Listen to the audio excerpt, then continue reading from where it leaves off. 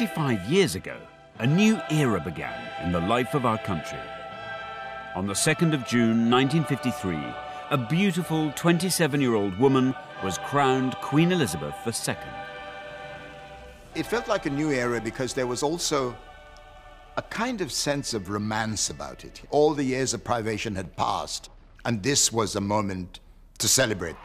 The coronation was momentous for another reason. This ancient ceremony was being filmed for the first time. What's extraordinary is the Queen actually commissioned her own behind-the-scenes footage of the day, shot within Buckingham Palace. And we've been given permission to screen this. Tender, touching and warm. But what's so wonderful is on this day when the attention of the world is focused on London, we get this view from the inside. I've never seen this picture of this film before. A wonderful sight.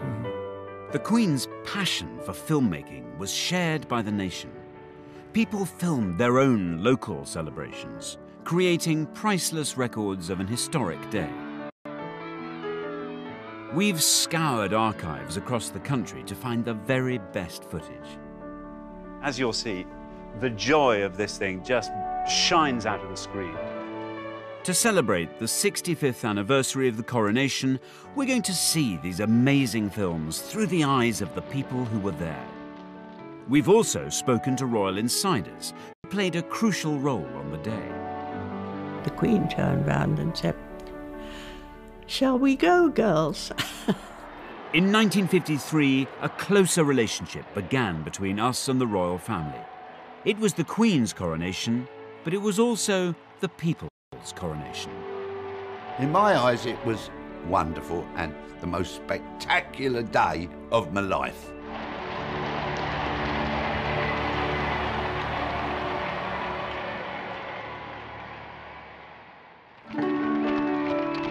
The coronation of Queen Elizabeth II was a day of national celebration, a moment of glorious technicolor after the dark days of the Second World War. The romance of the coronation captured everyone's imagination. Actor Michael Crawford was 11 years old at the time. This brought our country together. It's very stirring and moving and brings out great pride. This is ours. It's our Queen. Michael was so excited that he made his own scrapbook, painstakingly recording each coronation detail. Everything I could find in the newspapers, I cut out. Beautifully done. It was obviously a passion. Look, that is pure Hollywood, really. The fairy tale of Hollywood. So this is the one that is my favourite photo.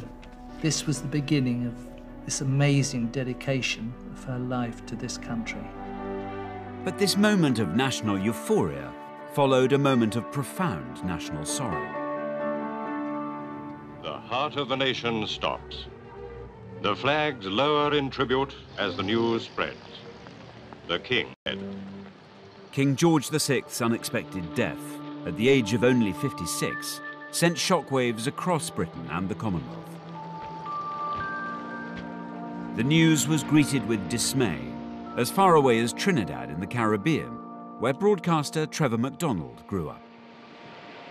I remember the day the King died, and it was announced in a fairly kind of solemn but abrupt way. And that was the end of the day. And I don't remember how many days we were off school, but that was a moment of great, great, great sadness. Britain and its Commonwealth were in mourning, but few felt the loss more keenly than Princess Elizabeth. She'd always been devoted to her father. The King is laid to rest, and the majesty of death ends with a family beginning its life anew. A young queen takes over the burden of monarchy. At the age of only 25, Elizabeth had to cope with new responsibilities. God save the Queen. There was this young English princess who was taking on what everybody thought was the enormous task of being Queen of England and also of the Commonwealth. And that struck a deep, deep chord with people. Everyone wanted a sunny day for the coronation, and after consulting meteorologists, it was decided that June the 2nd, 1953, was the best bet. As soon as the date was announced, coronation fever began to grip the country. Actress Alison Steadman was 6 years old at the time.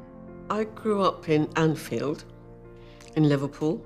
It was a small house, but we had 3 bedrooms, little garden at the back, where my dad grew vegetables and rhubarb. There was still rationing when I was a child. There was a lot of bomb sites. The build-up to the coronation was so exciting. I probably would say it was one of the happiest periods of my childhood. Excitement was also sky high in Bethnal Green in London's East End, where entertainer Len Goodman lived with his family. Back then, they didn't make such a hullabaloo about things, but everywhere there was this buzz of excitement, of anticipation. The Queen's coronation was a big deal. Organisers had 16 months to prepare for the coronation. It was a challenge. Post-war London was littered with bomb sites. Materials were in short supply. Even so, every detail had to be meticulously planned. Models were built to show how the Gold State coach would travel from Buckingham Palace to Westminster Abbey. English monarchs had been crowned here since 1066. The Abbey normally held 3,000 people. This time, it would have to accommodate 8,000 guests. At the beginning of 1953, in fact, literally on the 1st of January, Westminster Abbey closed its doors to visitors so that it could transform itself, the greatest transformation in its history. Railway tracks were laid down here so that materials and supplies could be whisked into the Abbey. And bit by bit, scaffolding grew up these pillars here. Eventually, there'd be huge banks of sitting here. But interestingly, of the whole area of the Abbey, all attention was actually focused on this tiny area here, the intense, sacred focal point of the coronation itself. This is where the coronation chair sat, facing the altar. The coronation was an ancient religious ceremony. How much of it people should see was a big issue for everyone involved, especially for the people at the heart of the ceremony, like the Queen's maids of honour. With the advent of television, there was a lot of argument about whether the coronation should be shown on the television or not. And there were 2 camps. In one camp were establishment bigwigs, including the Archbishop of Canterbury and the Prime Minister, Winston Churchill. They wanted a private ceremony. In the opposing camp was a moderniser, the Duke of Edinburgh. He was in a powerful position, both as the Queen's husband, but also as the chair of the commission overseeing coronation preparations. The forces of modernity, led and championed by the Duke of Edinburgh, were saying, bring the cameras in. We have to shed light on this. We have to share this celebration, not just with Britain, but with the rest of the world. The Duke of Edinburgh understood the power of film and television. In 1951, he'd even appeared on the big screen himself. What do you want to see me about? He'd used the power of film to campaign for playing fields for inner-city children. Well, come on. What is it? For months, the arguments raged, but eventually, the Duke won the day. The coronation ceremony would be filmed for the first time.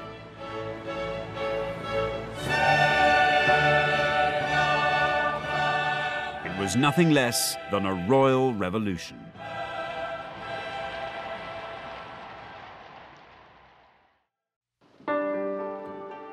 The Queen's coronation was one of the most dazzling events ever staged. You know, seeing a crown with those jewels on and those clothes and the golden carriage, it was like fairy stories coming to life. The Queen's youth and beauty underlined the sense that these were exciting times. Newspapers called it the new Elizabethan age. We were looking to the future. We had this, lovely princess who was now becoming a queen. So life was going to be good. This new age would start with a burst of pageantry. Each detail was painstakingly rehearsed. The Queen's young cousin, Prince Michael of Kent, took part in the practice runs for the big day. The coronation was the most extraordinarily exciting thing, especially for a small boy of about 10 or whatever I was. When we all knew the coronation was going to take place, I was at prep school in those days, and we talked about the coronagas and how splendid it was and what fun it was. The rehearsals were splendid because I had to walk, as did most of my family, the whole length of Westminster Abbey to get to our pews. And of course, to start with, the rehearsals were in ordinary clothes. And then as you got nearer to the day, you found yourself in all your finery. Now, I had a very, very smart kilt outfit. Rehearsals were daunting, especially now the ceremony was being filmed. It was particularly nerve-wracking for the 6 young women who'd been chosen to accompany the Queen, her maids of honour. In some ways, it felt quite frightening, but as the time got nearer, I became even more frightened when I discovered it was going to be filmed worldwide. We kept thinking, wouldn't it be awful if you fell over or tripped or fainted was the big fear. Banks of cameras would film the Queen's every move. One of the cameramen in Westminster Abbey was 27-year-old Sidney Samuelson. Sidney had a critical mission. He had to capture the precise moment that the Queen was crowned. You must have been aware that you were at the centre of the most important event of that day, that year. Although I was relatively young, it was the most marvellous assignment of my life. I was in a soundproof booth to keep the noise of the cameras inside the booth and not interfering with the coronation. The noise of this camera was such that you had to be in a soundproof box. Would you like to hear the Yeah, noise I'd of love the to. camera? Let's hear it. What do you think of that? I see. It's not ideal, is it? Every cameraman in the Abbey, they'd never done anything like it before in their lives. Film footage shot inside the Abbey would be shown not just in Britain, but all over the world. People throughout the Commonwealth would see the coronation for the first time. For this royal festival, West Indians in carnival celebrate the occasion, Elizabeth coronation. Trinidad was a colony, and it was very, very British. And news of the impending coronation was a time of great, great anticipation. The national anthem was being played everywhere. People in England referred to the Queen of England. We thought she was our queen. If the Queen was important to the Commonwealth, then the Commonwealth was equally important to the Queen. She even had its floral emblems sewn into her coronation dress. The public were fascinated by the details of the Queen's coronation wardrobe. On top of her gown, she'd wear a special robe of estate, made of velvet and trimmed with ermine. Embroiderers from the Royal School of Needlework sewed elaborate designs onto the robe with real golden thread. This is a sample that was done in 1953, and the design is peace and plenty. So we have wheat ears, wheat leaves, olives, olive stem and olive leaves as well. I suppose when cameras from above could look down on that sort of long, great, it would sort have of the been royal purple, it must have looked amazing. 12 embroiderers worked on the robe in shifts, 7 days a week. It took them 3,500 hours to complete. So, Mandy, can I have a go? Do you trust Yes, me to do definitely. it? What I've chosen for you to have a go at is actually, we call it cut work. Yep. First of all, if you pull the gold right the way down to the bottom, there you are, so it sits snugly on the velvet. And then take your needle down in position the other side. And down it goes. Once you've been doing it quite a while, the needle will come up exactly where you want. There we go, there. hand. I'm not thrilled with that, Mandy. It was good, actually. Yeah, you got it in the right place first time. There's an embroiderer in you. The filming of the coronation created additional challenges. The Queen had to look good on camera for the millions watching. Top makeup designer Thelma Holland was brought in to help.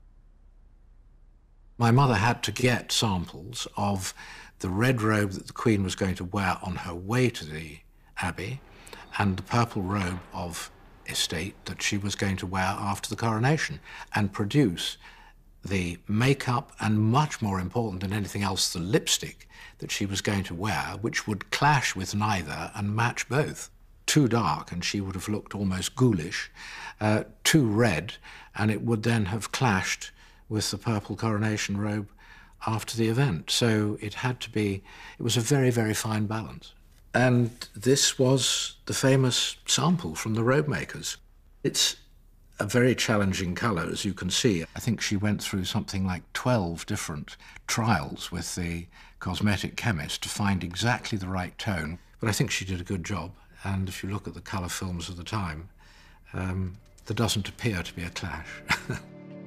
Most people would be watching not in glorious Technicolor, but in grainy black and white.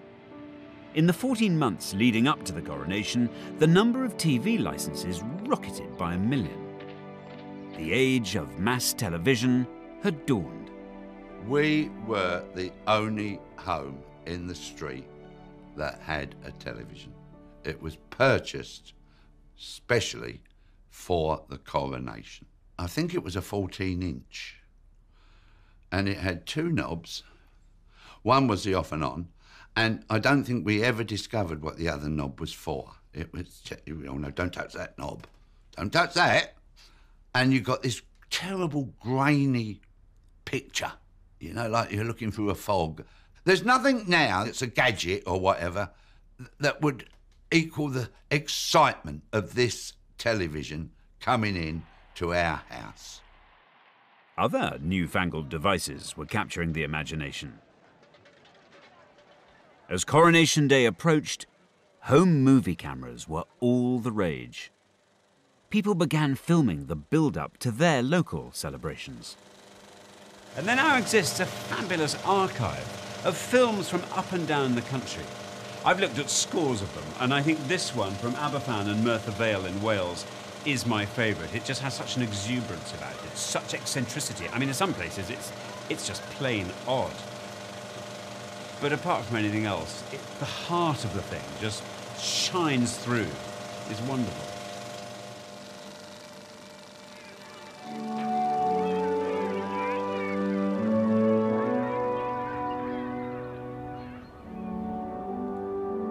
The Welsh mining village of Aberfan has had more than its fair share of tragedy. In 1966, the village suffered a terrible disaster when a primary school was engulfed by a huge landslide. More than 100 children died.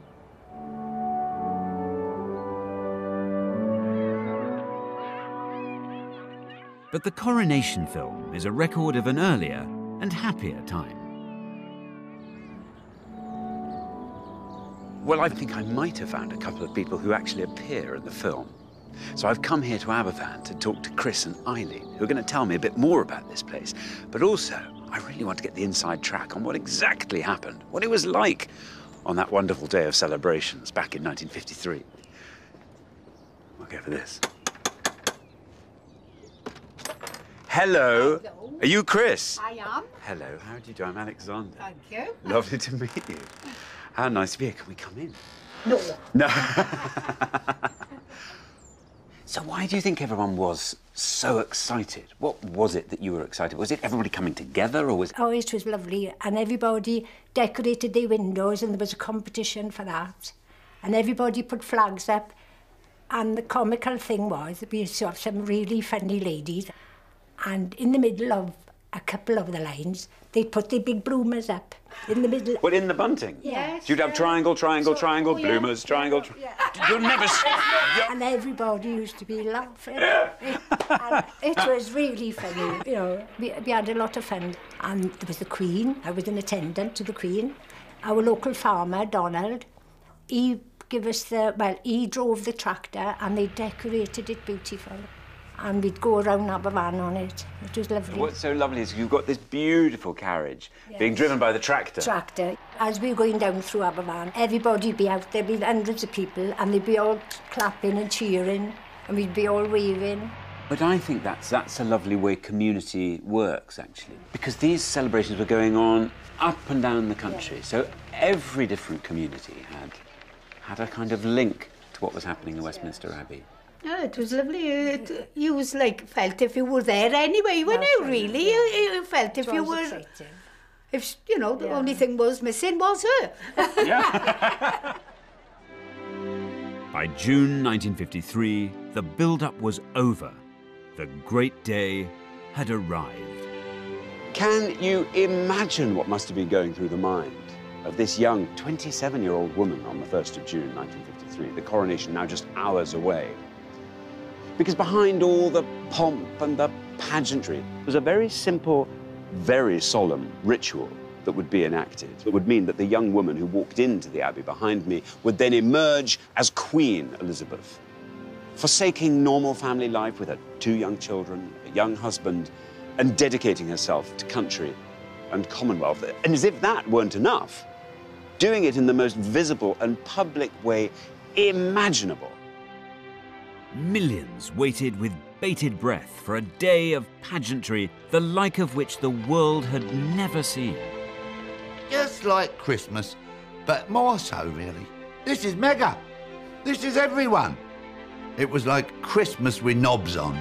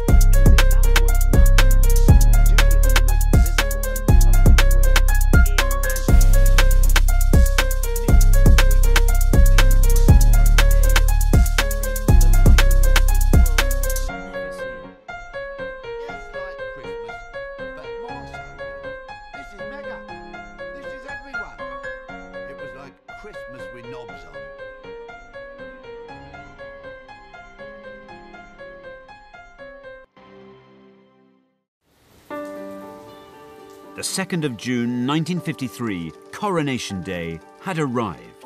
But not for the first time, or the last. The weather forecasters had got it wrong. Well, wouldn't you know it, the 2nd of June 1953 dawned chilly and wet, but that was never going to dampen the spirits of the 30,000 people who'd camped out throughout the night in order to catch a glimpse of the Queen the next day. And then throughout the morning, hundreds of thousands of others flooded into London, because by mid-morning there were 3 million people here in central London to witness this event for themselves. And then kings and queens and presidents and prime ministers from around the world had all come, all in their robes of office and their finery. 750 broadcasters were broadcasting in 39 languages to take this event global. For millions of children, the countdown was over. From the moment I woke in the morning, it was exciting. It was like, oh, hurry up, hurry up, hurry up. You know, we want the party, we want the games, you know, we want to watch it on television. One group of children had an extra reason to feel excited. Choristers from St. Paul's Cathedral were singing in the coronation service. The boys would be in the Abbey for 7 long hours, with no chance even to nip to the loo. We were given sandwiches, and they were peanut butter and marmalade in the same sandwich. So hang on, and these were partly to keep your pangs of hunger at bay, and also somehow to blot you up. Well, mind you, We had a we banana. did have cast iron bladders in those days, I think. I'm yes. certain you did. Scaffolding pipes came in very handy with our feeding, because of course we had banana skins, didn't we? Of course you just feed them down. We just dropped them down the scaffolding. You didn't. Yes, we did. God. Yes, even you. And he was meant to be John. head boy, I'll have you know. The coronation was now only a few hours away. In Buckingham Palace, the Queen was making her final preparations. Royal makeup designer Thelma Holland was with her in the palace. The Queen said to her, "It's such an important occasion for me that I would rather that the least number of people should be fussing around me before I go off to the Abbey. Do you think I'm capable of doing my own makeup?" And my mother said to her, "Yes, ma'am, I'm sure you're perfectly capable of doing it." And the Queen then said to her, "I would like you to be here just in case." She did her own makeup for the coronation. I think it was such a momentous occasion for, what after all was a young woman. And I think the idea that she had a moment to her on her own would have been extremely important to her. By 9 o'clock, coaches were assembling at Buckingham Palace to take the great and the good to Westminster Abbey, including Prime Minister Winston Churchill. These behind-the-scenes moments are captured in a film which the Queen herself had commissioned to mark this historic day.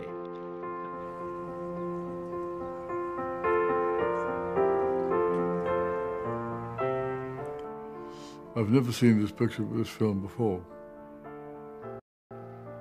From our point of view, it was a wonderful opportunity to have a very large assembly of cousins who came from all over Europe. And that's my mother, Princess Marina, and my sister, Princess Alexandra, and we're all making our way towards the carriage. And my brother, the Duke of Kent, on the left there. All 4 of us were in a carriage, which was rather nice. There was an enormous crowd, and they had periscopes, a lot of them, which were strange-looking devices, where you looked through a viewer, and you then went up, and there were just 2 mirrors, one there and one there, and over the heads of the people in front of you, and see what was going on. And so you had a forest of these rather strange-looking things, which were sticking out from the crowd. 3 million spectators lined the coronation route. In the crowd was actor Michael Crawford, who was 11 years old at the time. Huge numbers of people. Yes. Do you remember? Where did you watch the... We went to the Mall. Oh, you were there? Yes, just here. Just here. At the foot of these steps on the Mall? Yeah. And you see thousands of soldiers, and it's the pageantry and the uniforms, the regalia, and the noise of horses walking by, and people's kindness of helping kids to see. Policemen were lifting them up and holding people, and there was this extraordinary spirit. As throngs of people on the streets of London strained for their first view of the Queen, millions more gathered in living rooms to watch the greatest live broadcast ever seen. All the kids were sitting on the floor. Then my nan and all those oldie ones, they were in chairs, you know, sitting round. All the mums and the dads were standing there. There was people looking through the doorway. So, to millions of viewers in Great Britain and Western Europe came pictures of a ceremony and a scene which they will never forget. It was mesmerising. With Prince Philip, a great deal of hustle and bustle and fiddling around and making sure things were put on the right way round. And you can imagine the build-up and the excitement. I remember how glamorous the Queen looked, this radiant figure. The Queen travelled to Westminster Abbey in the Gold State Coach. It weighed a mammoth 4 tons and had been used in every coronation since George IV's in 1821. The horses that were used to pull the coronation coach were 8 greys, which came from the Royal Mews at Buckingham Palace, and I don't think there are very often occasions where 8 greys pull a coach. You have to have as many as that because the coronation coach weighs so much, and driving the thing was quite a hidden responsibility. I think it has any brakes, for example. And there are Prince Charles and Princess Anne waving from a window. A wonderful sight. And of course, my granddad, who was a bit of a lad, he would be doing a running commentary. He'd be giving us all the old, oh yeah, well, of course, the coach, he'd go. Yeah, the coach, blimey. That coach had been around for 5,000 years, and he'd give it all that, you know, didn't know anything, really. And he'd have a bottle of beer, £1 now. The coach, which through the centuries has borne 6 monarchs to their coronations, has never carried one more fitted for the tasks of sovereignty than she who now is to be crowned. Waiting at the entrance to Westminster Abbey were the 6 young women who had helped carry the Queen's coronation robes, the Maids of Honour. I was one of the ones to take her out of the carriage when she got to the Abbey, and she didn't appear to me to be in the least bit worried. The Queen turned round and said, "Shall we go, girls?"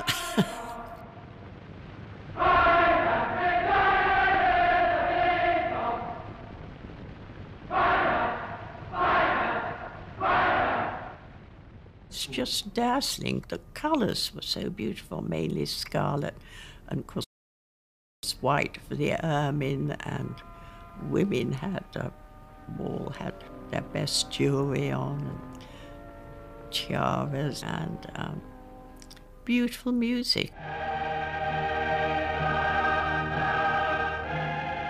And whenever I hear that music, I feel, you know, pricking in the eyes and catching in the throat.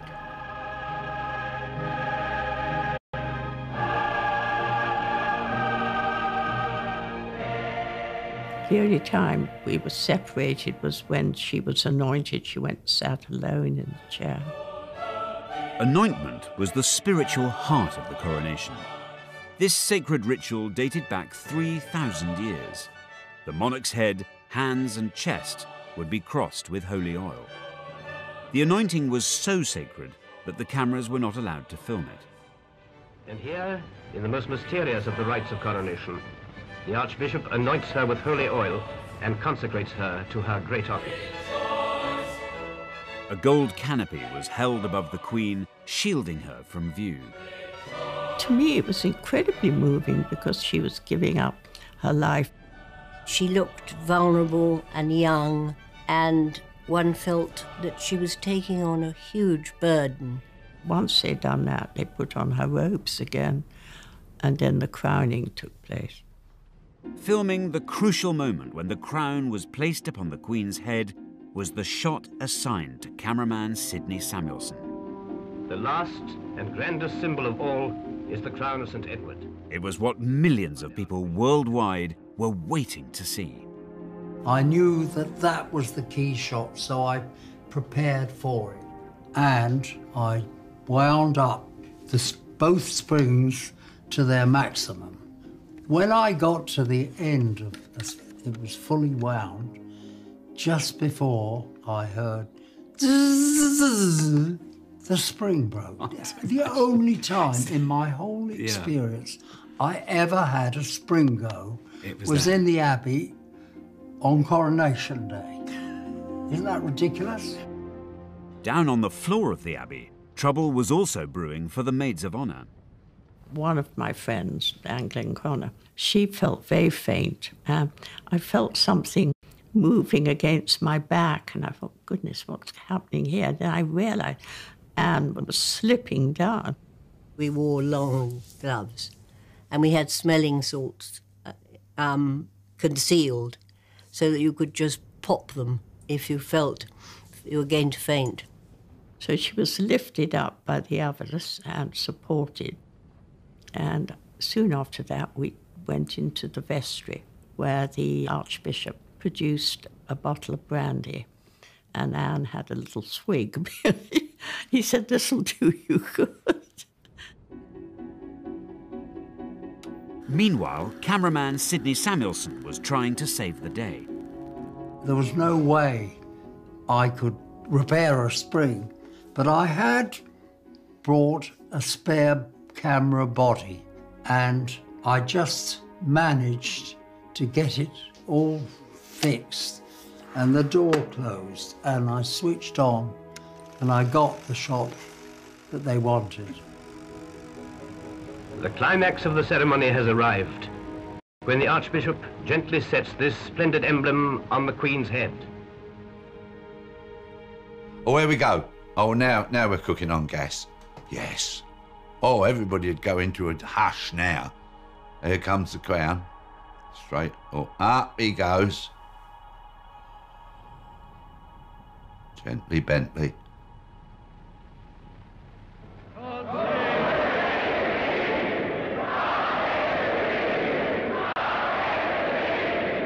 And the trumpets sound.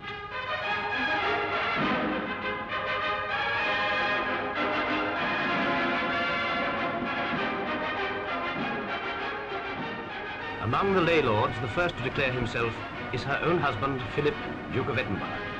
Rising, he kisses the Queen's cheek and touches the Queen's crown in token of his readiness to help her bear its burden. In 1953, however, there wasn't just one Queen being crowned, there were dozens. Replica coronation ceremonies were held in towns and villages across the country. In the mining village of Blackburn in Scotland, 14-year-old Christina Anderson was to be crowned Queen. Now then, so much to ask you about.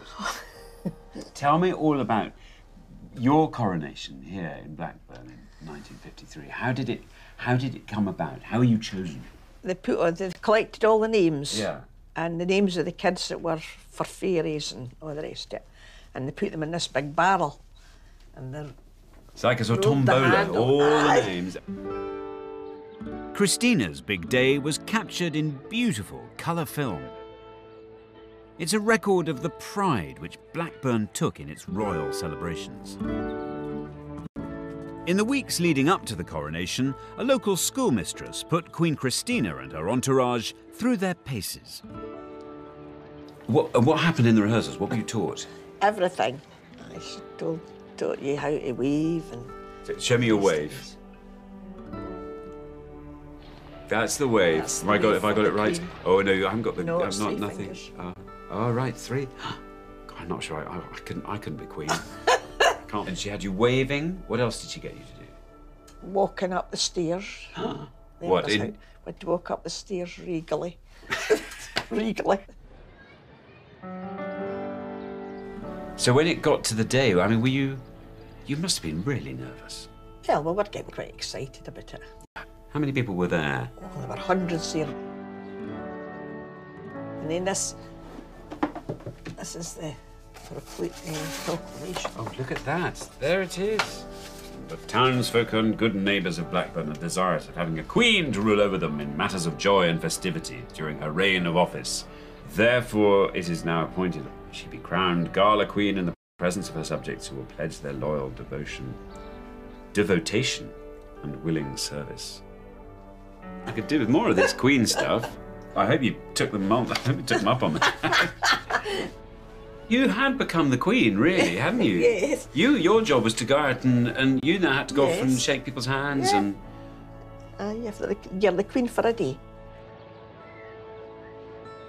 Blackburn's film shows how local communities shared in the national celebrations hundreds of miles away in London.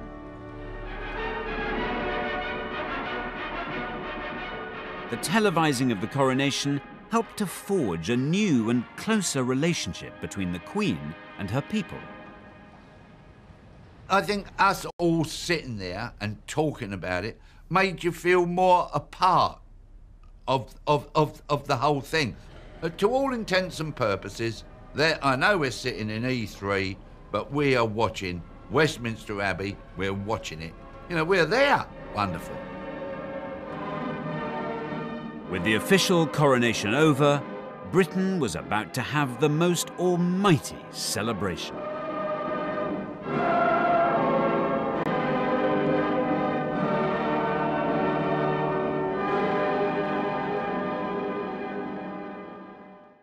With the sceptre in her right hand, and in her left hand the orb, Queen Elizabeth II passes from the Abbey, consecrated and dedicated to her life work. She was a pretty young English rose, and to watch this new age come into being with the coronation of the Queen was a moment to celebrate. The coronation of Queen Elizabeth II took a mammoth 3 hours. But by early afternoon, the ceremony was over. Carriage procession coming back into the quadrangle of Buckingham Palace. Now here, a lot of my family are coming along, and then I'm standing on the right. It was a wonderful day and a wonderful occasion, and amazing to think we're here all these years later. You think to herself, well, that's a job well done. She had every right to think that because she had done a wonderful job. And there was a moment where she takes off the crown, which Wales room saw it lying there, and tried to pick it up. Luckily, a lady in waiting swiftly moved in, took it away from him and put it higher up, because he could easily have dropped it. Now, to delight the thousands below, the Queen and her family step onto the balcony. And we went out on the balcony, and the cheering, I've never forgotten that. That was extraordinary.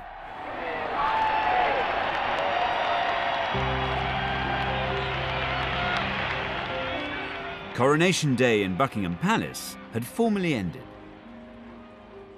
But in the East End, the party was just beginning. Now look at this. Hey, hey? Look at this. Elizabeth R, 1953. That is the photograph of the kids in Bethnal Green, just before we get sat down to the banquet. There's me, little Lenny boy, and the rest are just the street kids of our street. Prime Minister Winston Churchill had lifted sweet rationing in time for the coronation, so children could tuck in to a sugary feast. We all had to sit down and then sang God Save the Queen, and then off we went with the food. And course after course. It was, honestly, it was like a tasting menu. Oh, salmon, sat up, yeah. Salmon sandwiches, how posh. Gorgeous. Coronation Day was drawing to a close in Britain, but on the other side of the Atlantic, anticipation was still building. At London Airport, Royal Air Force Canberras were warmed up and waiting for a 5-hour transatlantic dash. Film footage of the ceremony had been flown at breakneck speed to the US. 85 million Americans tuned in to watch the Queen being crowned. The coronation had become the world's first global event. enjoyed everywhere and preserved on film for all time. But it's back home where the memories of Coronation Day remain strongest. So tonight I'm staging my own world premiere. I'm showing the 1953 Aberfan coronation film so villagers can see it and enjoy it for the first time. Hi there. How you doing? Welcome. Ah, and here's Mary. Have no fear, I'm here. Well, ladies and gentlemen, we've got such a treat for you. I don't know how many of you, if any of you, have seen this before, but this is a film that was shot here, right here in Aberfan, on the 2nd of June in 1953. As you'll see, the joy of this thing just shines out of the screen. Anyway, enjoy it, and I'll speak to you all at the end. But thank you again so much for coming. Oh, there's a there's my sister, but I'm the second. There, that's her there. That's my sister. Yeah, and Glenys is over the other side. Oh, look. Oh, that's Donna. That's Donna. That's me, look, that's me there. The party that took place here in Aberfan was mirrored in communities across the UK. From Brighton to Blackburn, from Leicester to London, the whole nation joined in. There are over 100 films of local coronation celebrations filmed in every corner of the UK. Taken together, they're a shared record of a unique day.